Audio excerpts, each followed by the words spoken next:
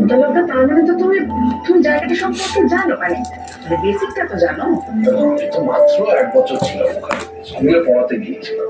এখন সবকিছু পাল্টে গেছে, এখন কি আর আগের মতো আছে? সব চিনতেই পারবো না হয়তো।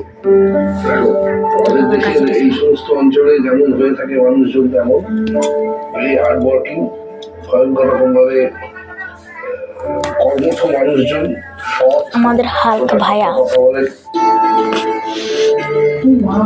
কি দারুণ ব্যাপার।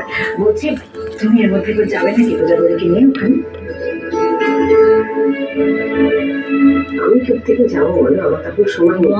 কিন্তু তোমার উদ্দালকটা একাই যাবে না, তুমি গেলে তোমারও ভালো লাগবে। আচ্ছা, তোমার বরের প্রথম চাকরির জায়গা দেখতে ইচ্ছে করে না তোমার? ইচ্ছে করলেও তো উপায় নেই বলো, এখন দোকানটা নিয়ে তো উঠে পড়ে লাগতে হবে আমাকে। আমি ভেবেছিলাম এবার বোধহয় তোমার মাথা থেকে দোকান ব্যাপারটা যাবে। আমার মাথায় একবার যখন কিছু ঢোকে না, সেটা মাথায় থেকেই যায়, সেটা মাথা থেকে বেরোয় না। পারি না পারি চেষ্টা আমি চালিয়ে যাব। তার মানে সংসারটা কি এইভাবেই চলবে?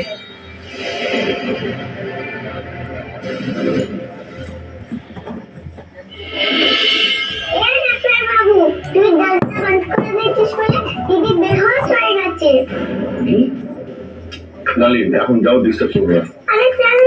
কি হচ্ছে? আরে কি করবো?